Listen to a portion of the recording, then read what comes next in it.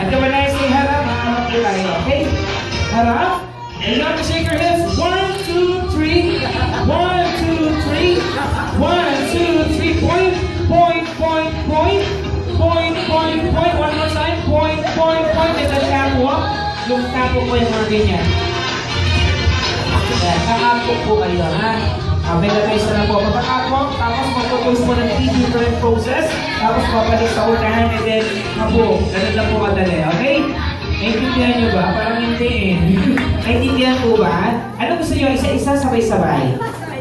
Sabay-sabay na umuwi. Sabay-sabay na tayo. Okay, sige po. Girls, about face. Ayan, talikod tayo lahat. Let's start the best role model. Once again, let's all welcome the Binibini Pilipinas 2016. Palakpakan nyo naman. Sige, play. Play nga eh. Okay, wave your hands like this. Just wave. Come on, just wave. Very good. Sinasabi ko lady, gumagala na stroke na. Lahat po tayo. Ready? Here we go. Shake, shake, shake. Shake, shake, shake. One more time. Shake, shake, shake. Shake, shake, shake. Point.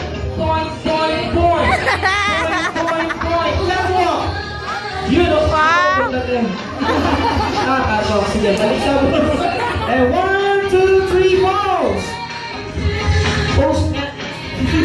Okay, that's what we call example. Example pa lang yan. Kaya joke lang. Palakpakan naman natin. Okay. Sige, harap tayo sa kanila pagkatapos sa pinagagawa natin. Ngayon, using our palakpakan system, malalaman natin kung sino yung magiging winner. Halimbawa, tinapat ko yung kamay ko kay May Mendoza. Papalakpak kayo kung gusto niya siyang manalo. Okay? So now let's start with Ate Tina!